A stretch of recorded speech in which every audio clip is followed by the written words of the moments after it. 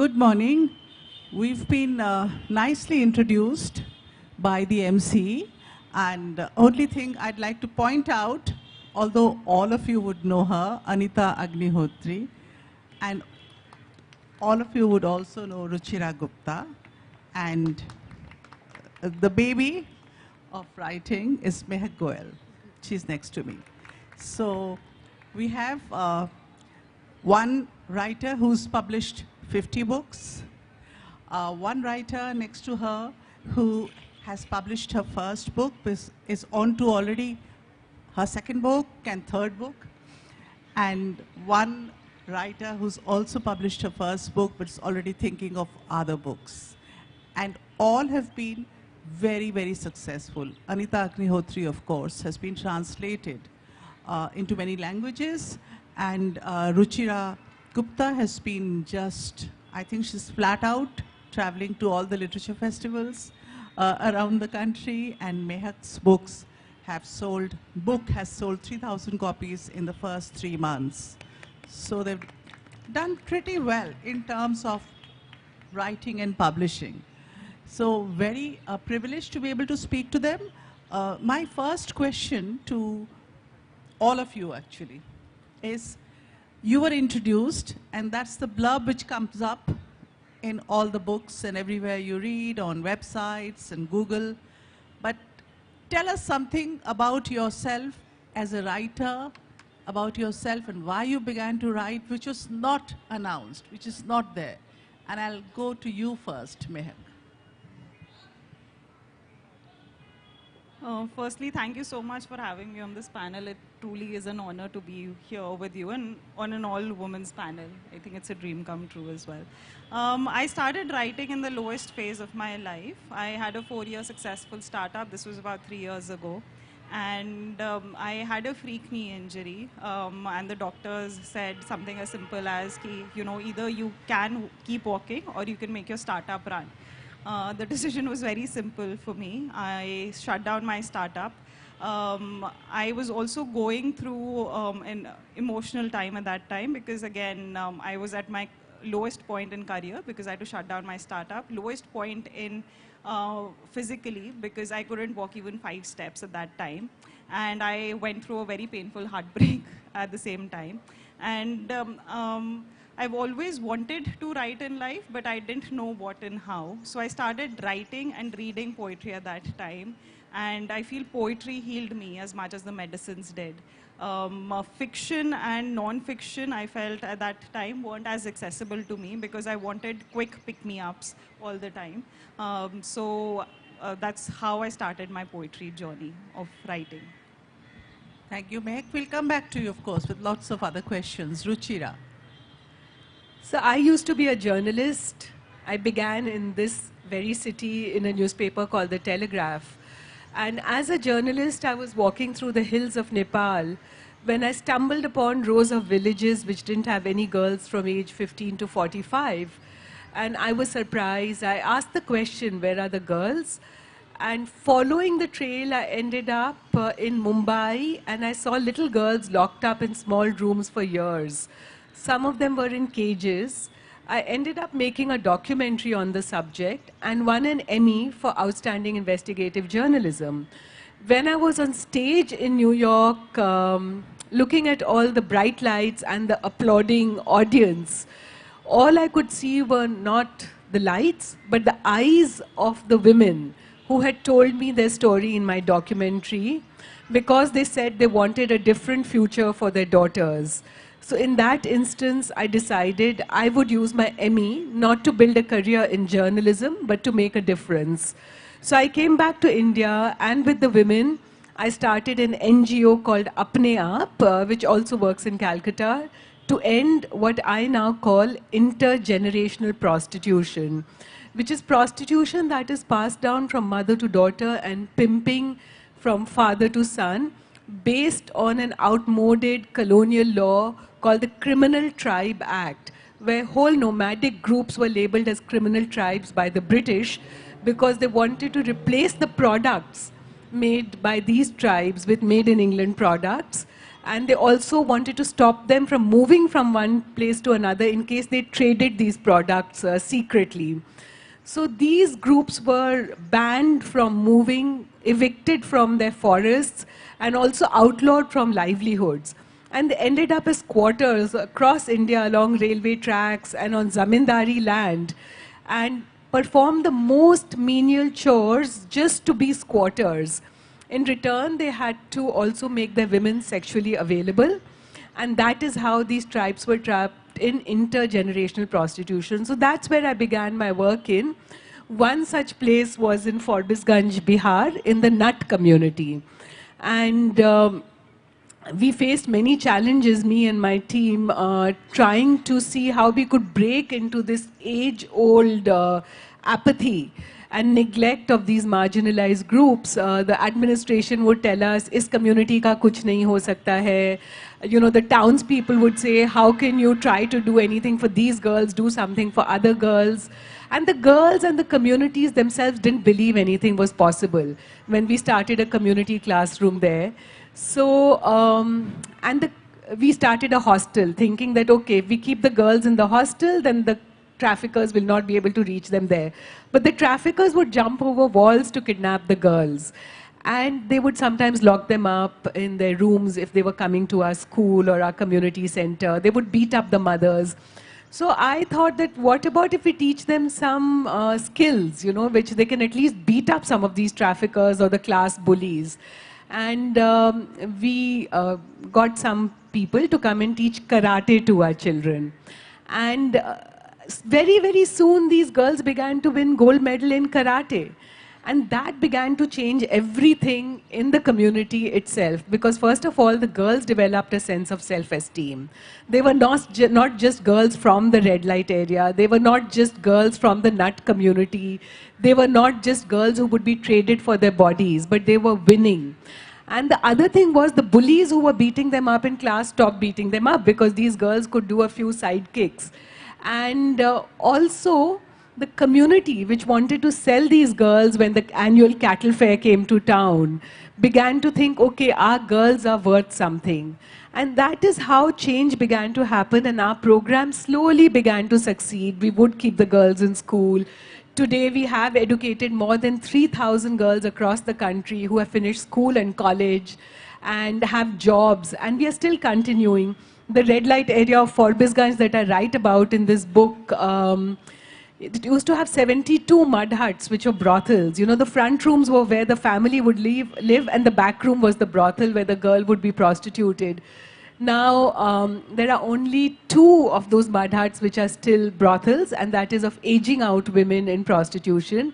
The other 70 are real homes, which the women use as their place of living, but also their small businesses like tea shops and masala shops. The girls are in school and college, and the traffickers are in jail.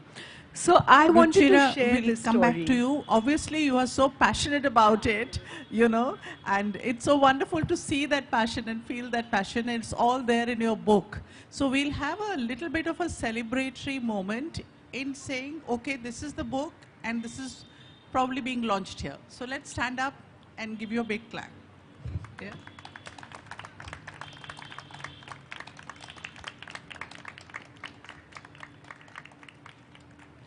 Thank you.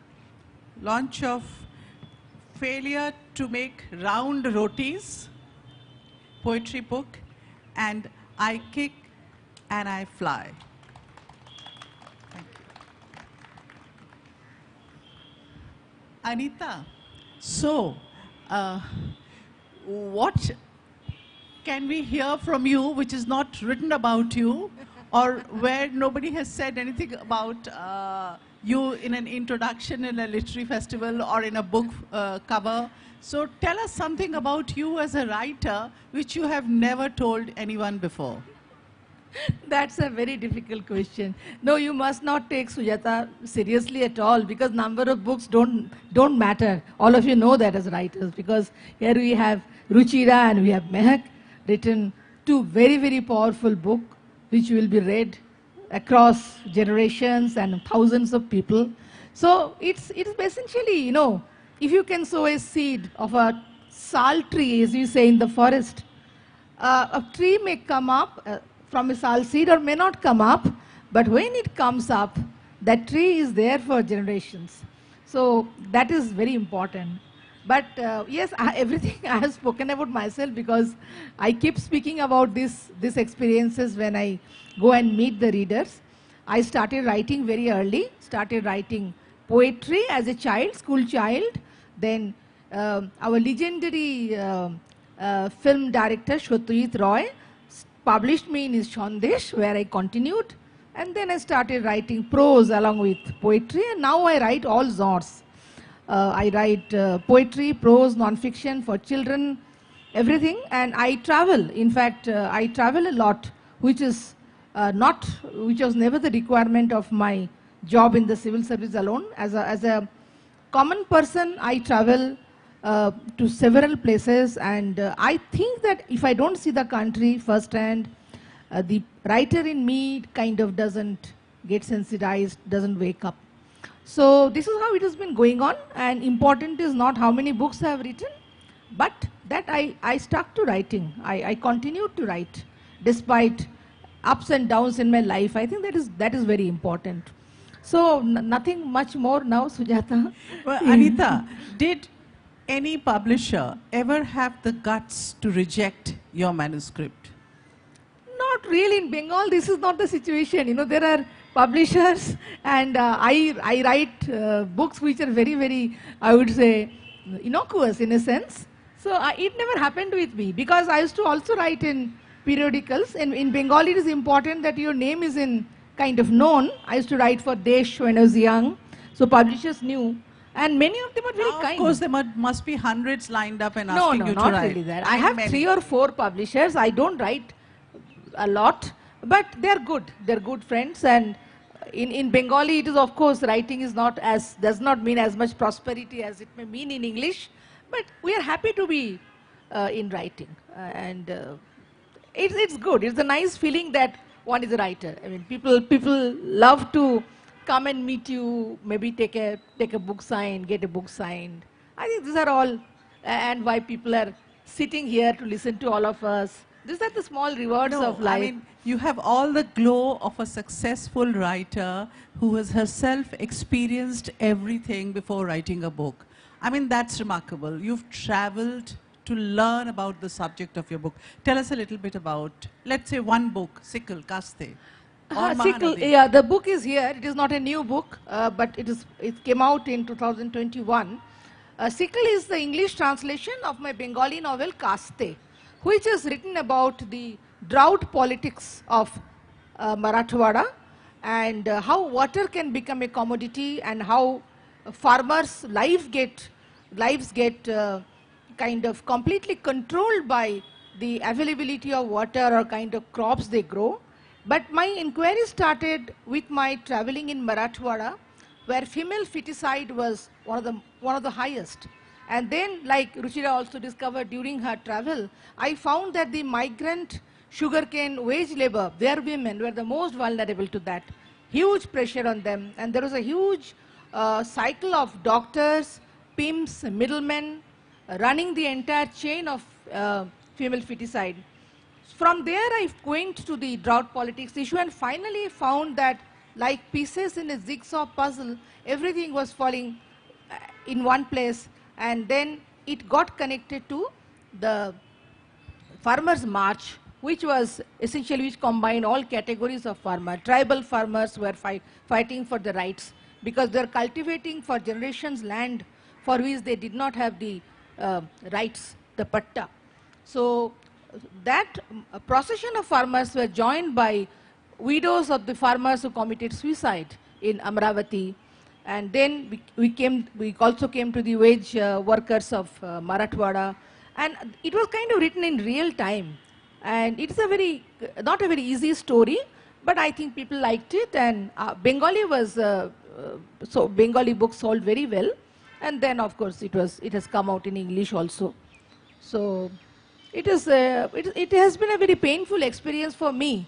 But once the book is written, you feel that you have also left something for the future where people can come back. And if they want to take up any part of the book and rewrite something, they can do it. So it is what Tagore said, that once your work is done, writing is over, I have nothing more to do. It is now all out in the open. You do whatever you like with my book.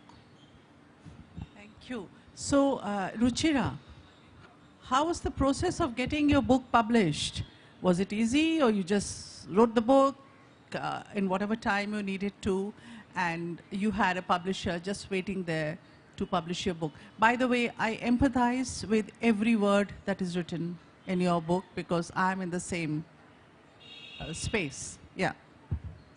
Thanks, Sujata. I do so much respect the work you're doing with the underprivileged children of Calcutta through Future Hope. My own book, I began to write it during the lockdown when there was so much hunger and despair and disease and death. And the poor were the most affected. And I was troubled by the children who didn't have access to fresh air, food, clothing, education. They didn't have dongles and data plans and computers. And I wanted to share a story of hope, knowing that someday we would come out of this.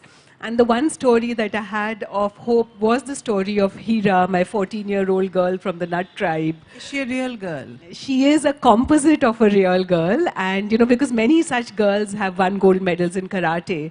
And I began plotting the book when a girl just like Hira won a gold medal in karate. But I wrote it during the lockdown, when I had like a lot of time to sit and think and pause and celebrate, you know, things which have succeeded, not just which have failed, because I had to hold on to hope at that time.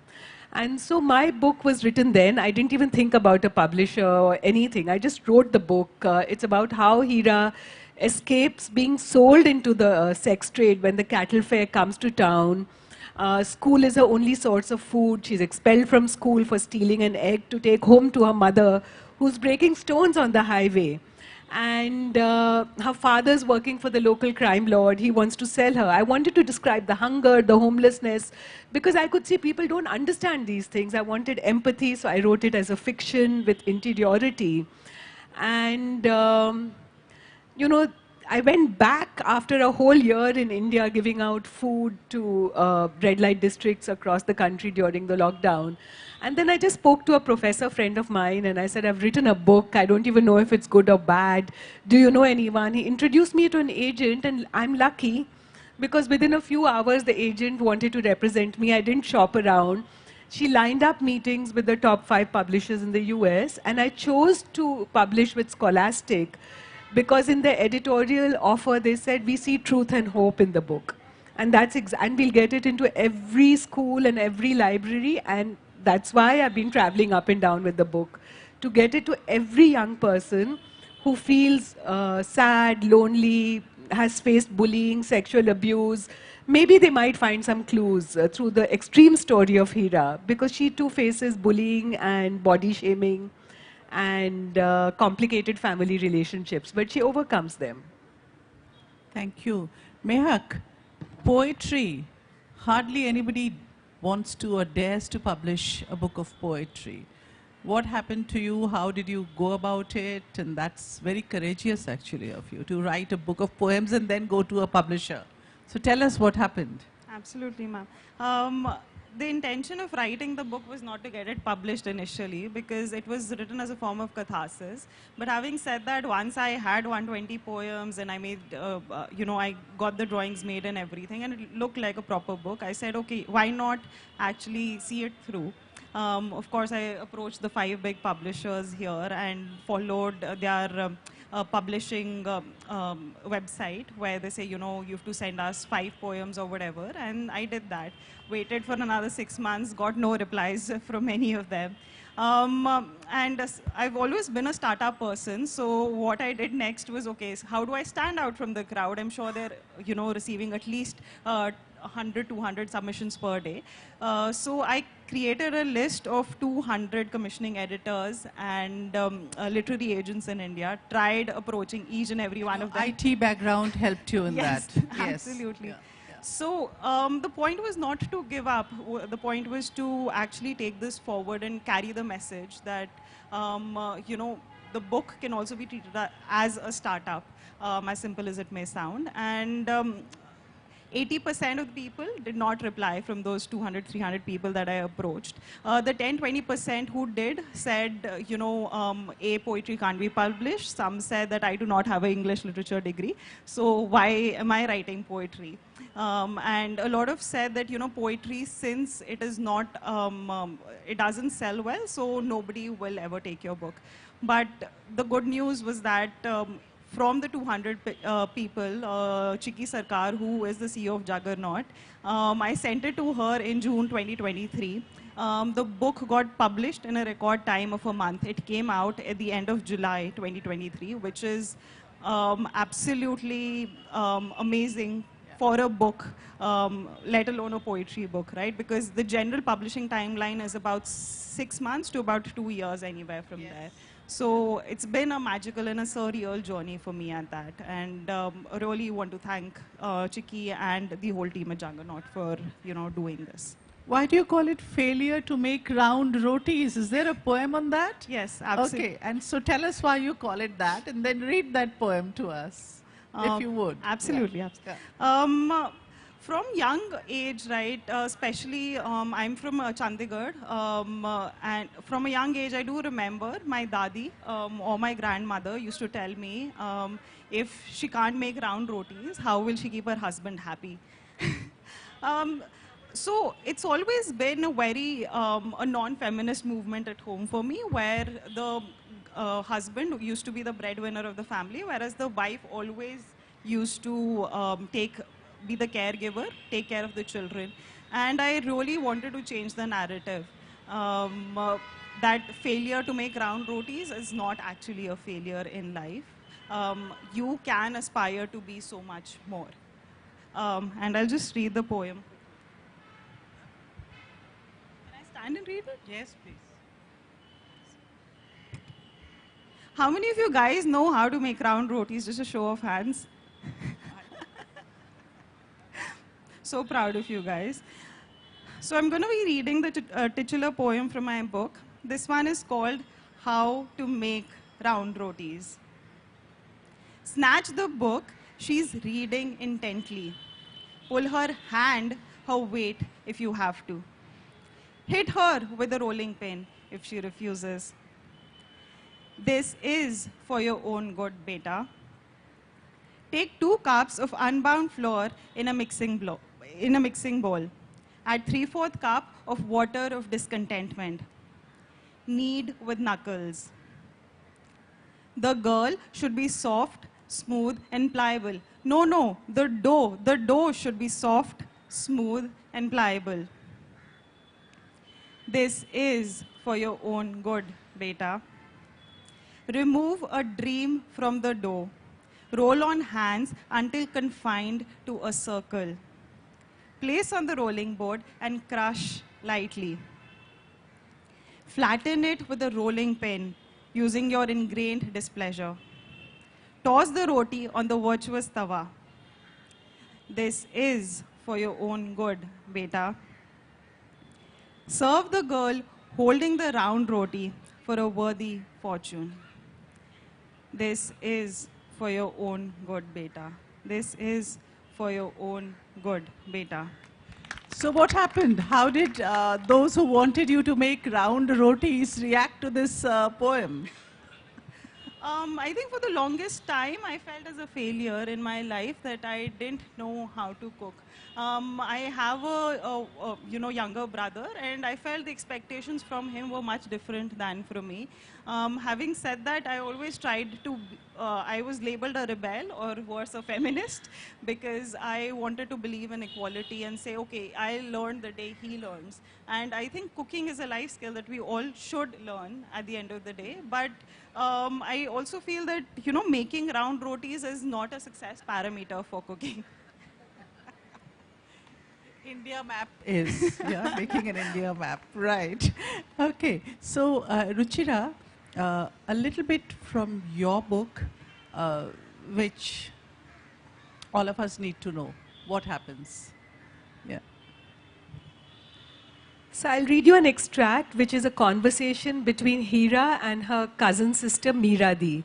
Meeradi has already been sold into the sex trade. Hira's expelled from school. Her younger sister, 3-year-old Chotu, is dead from fever because the roof was leaking at home. She caught fever and there was no doctor to take her to. And Hira feels that her trying to go to school might be the punishment that destiny has meted out to her, so she better stay expelled and not go back to school as a women's rights advocate called Rinidhi wants her to do. So this is the conversation between Hira and her cousin sister Meeradi. What if everyone in Girls Bazaar, Chacha and Baba are right? Did Chotu die because of me? What if I did bring bad luck to the family? I voice my doubts aloud. This grabs Meeradi's attention. Since when did you begin to believe in this superstitious nonsense? I don't meet her eye, focusing instead on Jamila Bua as she fries the onion pakoras for the lunchtime rush. A black crow drives a sparrow away from the garbage. It's a stark reminder that the mightiest will survive, that destiny decides who will be mighty. It's the way of the world, Meeradi. If destiny hasn't decided where I was born, who has? It's all a birth lottery, I say bitterly. Meeradi comes and hugs me. She strokes my head. I know you feel frustrated, but do you have a choice but to go back to school? I steer the conversation away from destiny. In my heart, I know that I don't believe in the superstitions, but all the women in our lane believe in the eternal, inescapable fate of our nomadic nut tribe, because they can't imagine anything beyond it. There was no defiant mother or cousin or sister to fight for them. I decide to spell out my other fear. What if I don't understand anything in class? There, I've said it. Meeradi looks at me with no expression on her face. As far as I remember, you did fine in school. At least you were when you were a kid. You used to be so fond of books. She smiles. I smile back. I used to love the dusty library, the smell of books, Tagore, Sharat Chandra, Mahadevi Varma, and the adventure stories even by the English writers like Enid Blyton and Laura Lee Hope. Words have always come easily to me. Then came the hunger, the bullying, the chores at home, my first menstruation, everything slipped away. Can't you help me, Meeradi? Do you think I remember anything after the hell I've lived through these past few years? There's an aggressive edge to Meeradi's voice. Under her clumsy makeup is a desperate appeal. I look at her and remember her full-throated and happy laugh as a girl. I will overcome my fears for her. I will fight for my future, for the dreams that she could never make come true for herself. Outside, the sky is grey. The sun sending out weak rays through the mist. Far off, a train whistle blows. I give Meeradi's hand a squeeze. I promise I will go meet Rinidhi. I want to anyway. Meeradi smiles again. I will send word to Rinidhi that you will go to her tomorrow. She gets up. Her body language changes. She stiffens, drawing in her shoulders as she walks away. Selfishly, perhaps, I realize I'm not doing this just for her. I want to be a person. I want to kick and fly. I want to win. I want to have the courage, like Rinidhi, to demand a life without fear. Bekhauf Zindagi. So there is a lot of, Anita, this question is to you. There's a lot of hunger in Ruchira's book. And there's also a lot of complex human relationships in both their books. In her book of poetry, in her book of fiction, non-fiction, I don't know how to define that, Ruchira's book. India is, I think, 107 in among 121 countries in the world global index, hunger index. What did you see as a writer and as an administrator going on your travels, and what hit you most? Were there some solutions? Are no solutions possible? So just some random thoughts from my side asking you these questions. Yeah, it's a complex situation indeed, and I found it a painful experience reading Ruchira's book. You know, as I started reading it, Yes, and she has vividly described the condition which this girl Hira lives, the surrounding, the death of a young sister, no? It's Chotu who passed away, the interaction with her parents. And I feel that it is very important that the right, for example, Mehak, who says that she reacted to the concept, the kind of things she heard at home, but I would say the ideas of a rebel, feminist was already ingrained deep in her heart. Otherwise, she would not have been able to find expressions like this. So it is very important to write. And Ruchira also has worked, actually directly worked with them, which is a very rare thing. I have been working as a civil servant in policy formulation and implementation. Yes, I feel that when we dream of a 5 trillion economy today, we are so high in our placement, so low in our place in hunger index, malnutrition of our children, and we have a high rate of death of mothers in giving delivery to children, and high child mortality. All this is a reality. I somehow feel that we need to do much more. We feel that the state in particular has to stand very firmly with the women. And when I say this, I don't mean merely giving subsidies or,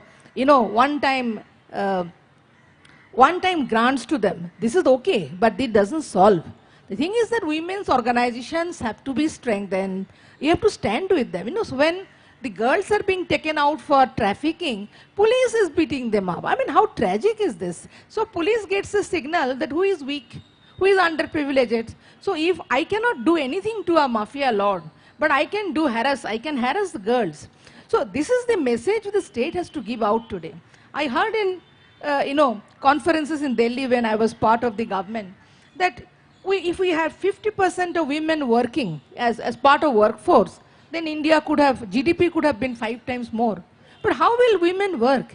80% of the women working in the unorganized sector, they don't have any place. They don't have maternity leave. They don't have a creche. They don't have place to keep their children.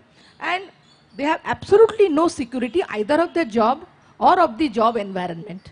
So if you have left the majority of the workforce in this kind of uncertainty with no secure arrangement, we need to do much more. We need a much better budget. We don't need so much of granting out doles. Doles are also part of the entitlement. I'm not denying that, but that doesn't solve. Today, can a woman at midnight in India, a girl alone, can go and lodge an FIR if she has been harassed or going to be trafficked alone? No. If we can create this environment today, the first person to question her will be the police person sitting there. Why have you come alone? You don't have anybody. And send her to a woman-headed police station, which is again a very ambiguous thing. And the girl has to travel 20 more kilometers to lodge a complaint there. So if we can create this situation that an individual girl, from her time of conception to birth to the time she takes her own decision, is supported, she is fearless, and she knows that the society and state are with you, then I would say 80% of the work is done. Unfortunately, that is not happening. So when the family drags the carpet from below your feet, the state says, okay, if a family treats her like this, what are we to do? But that is not the way we have to look at the girl and the conditions of her life. That is where I feel a deep sense of anguish. And I feel that we have to keep on working in different ways. Writing is one work. Wherever I have worked with girls, with tribal women, with children, I have tried to do my best. But then sometimes it so happens that what is best for you is not enough for them. I just want to go to another question with you. Your book, Mahanadi, Narmada, which where you've met Medha Patkar, and we are in Kolkata very closely empathize with Medha Patkar's work. She's come here many times and she's worked with the hawkers movement here. So just tell us a little bit about what you have seen as part of Medha's struggle and where it is, what has happened now. See, this novel I finished very recently. It has come out in Bengali. It is called Plavon Jol, published in Kolkata Book Fair. And those who don't read Bengali, they may not be able to read it till it is again translated. But I wanted to write about, it's a fictional novel, but it is based on historical facts. It's a satyagraha, essentially, a non-violence movement about the rights of the displaced, which spread across 3.5 decades and over 3 states. And ultimately, in the sense that the court had to intervene over 20 years to give people their rights because the state was refusing. So I have of course met Medha, and my own connection with the movement has been strong because 25 years back I was myself a director of rehabilitation, moving from village to village, trying to see that if people have to be displaced, they have to be resettled in the manner which is most optimum, in the sense restoring their pre-displacement life. So it was an enriching experience for me, enlightening. And though the movement has now kind of slowed down, problems are not all of them solved. And I would say how Medha and a number of farmer women, men, tribal people, Bhils have given their entire lives sustaining this issue of right, which the state should have been the first to recognize, unfortunately. I mean, I don't understand why in a free country we need a Medha Patkar to fight for our rights. So this is the question I've tried to raise in the book. It is called Plabun Jol in Bengali. The long novel, of course. Thank you. That's so inspiring, actually. Thank you. And Ruchira, where do you go next with your writing, with your work, apne aap, and I mean, where are you at this moment thinking about the future? I'm going to be a lifelong activist, I think. So I just try to find different ways of doing the same thing, creating a world in which no human being is bought or sold. Apne Aap is one way that I do it. Apne Aap is the name of my NGO through which I work inside red light districts, trying to get children of prostituted women into school, and the women linked to exactly the kind of things that Anita Di was talking about, low-cost food, housing, healthcare, child support, legal protection, all of that. But, you know, increasingly civil society is under attack in India. I don't know how successful I can be, how long I will be able to keep doing the work through my NGO. But there are different ways to keep the pressure going, and one of them is writing and storytelling. So I Kick and I Fly is very important in that context, that I take it to as many schools, colleges, parents, communities as possible. Because in my own life, I have found that there's nothing more powerful than a community coming together around something it cares for. We don't have to look up. We have to look at each other, and that's what I want to share as a lifelong activist. I also want to remind people about the importance of small things which we call subsidies, but which are really entitlements of the poor, because we are taking away their land, we are taking away their livelihoods, and then we are giving them a portion of that back through low-cost food and housing and saying it's a subsidy. It's not a subsidy, it's their entitlement. And I describe in great detail what even an egg can mean to a girl who wants to go to school. It's the difference between being hungry, so you can't concentrate in class, and having food in your stomach so you can finish the class. And right now, even as I speak, in 8 states in northern India, eggs have been cancelled in the midday meal schemes for poor children, the only source of protein. So I will always continue. I consider myself an activist. Thank you. The egg part reminded me of my own experience of a girl that we were supporting in school, and the first day she was abandoned. And the first day she went to school, she came back and she said, I've got a gift for you. Because she had no ability to buy gifts, but it was the egg that she was given in school that she got back for me. So look at that love, you know. So touching. Yeah.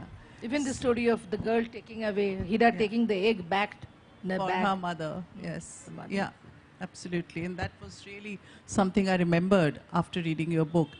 So Mehak, successful book must have inspired you to keep on thinking and writing the way you do. What are you going to do next? Where do you stand at this moment thinking about the future?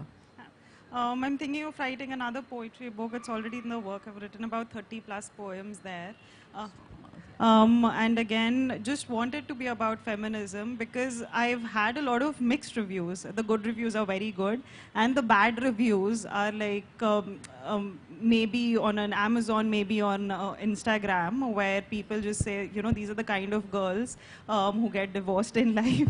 Tell us one or two of those reviews. Very interesting, yeah?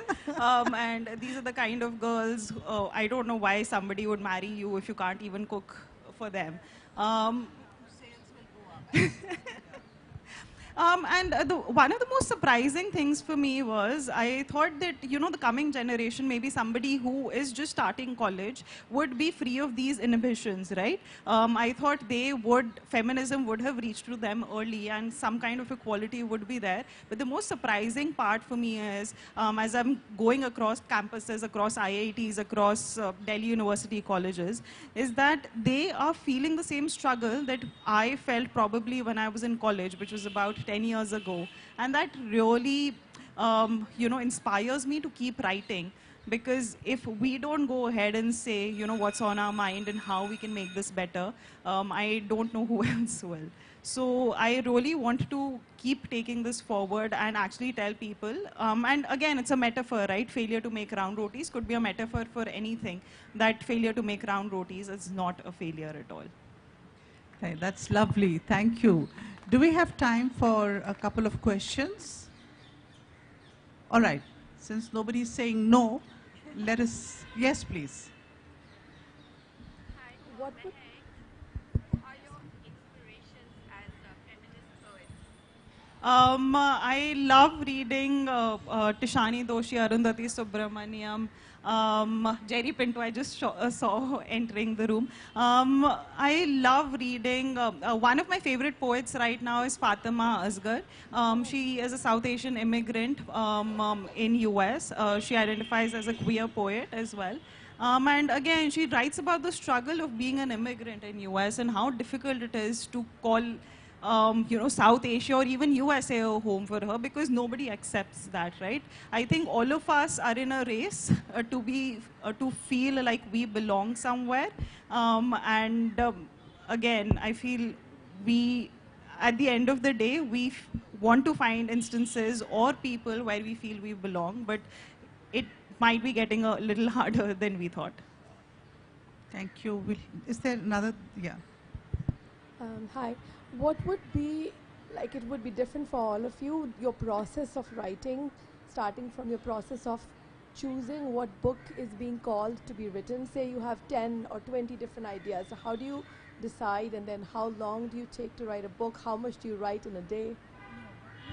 I think we can take everyone. Quick one last word kind of answer.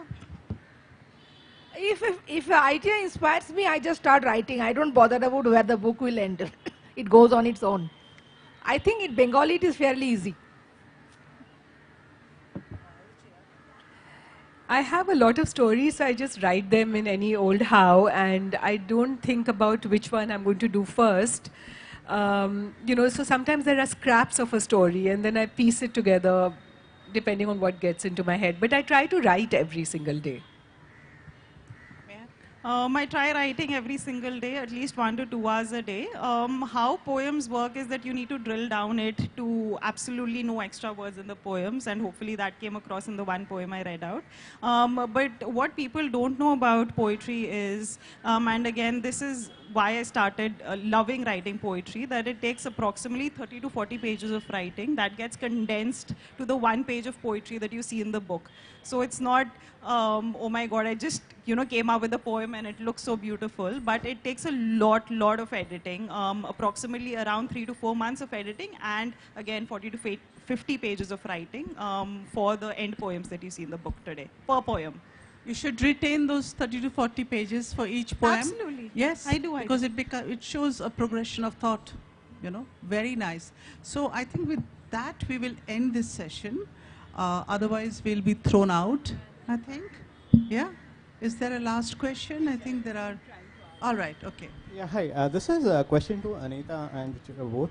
The thing is, not all cases always end up, not only that the woman goes and able to file a case and things are taken care of, right? If you remember, there's Unnao, or there's a case in UP, right, where the girl filed a case and the actually went to jail, came out, again raped the girl, and again complaint was filed. They again went back. Later the girl was actually burnt alive or something. The father was killed. Whole family was kind of done away with. So maybe people like you should be right. I mean, no book has ever, it's gone down like totally out of the light right now. Nirbhaya came in to highlight the perps who had taken to jail. A lot of people died also there in the jails. Now, thing is, but this particular case has been totally shoved under the carpet because the perps were actually related with some political Thank family. you. We've got the question. Actually, gruesome things are happening on account of failure of law and order in the country, everywhere, and you cannot possibly write about everything. But I do not know, because stories are born like this. Maybe someday someone will write, but that is not important. Important is to find a mechanism as to how you support the family and the girl through a network. What Ruchira said is very important. Now, state does not want the community, but the community is very important for sustaining lives of citizens. So I won't discuss more like this because it's a single anecdote, and which is fairly tragic, as you were saying. Thank you for your questions. We'll end the session here. And thank you, Anita. Thank you, Ruchira. Thank you, Mehak. Of course, all good luck and all Thank you, success to Sujata. Thank you for being such a wonderful host.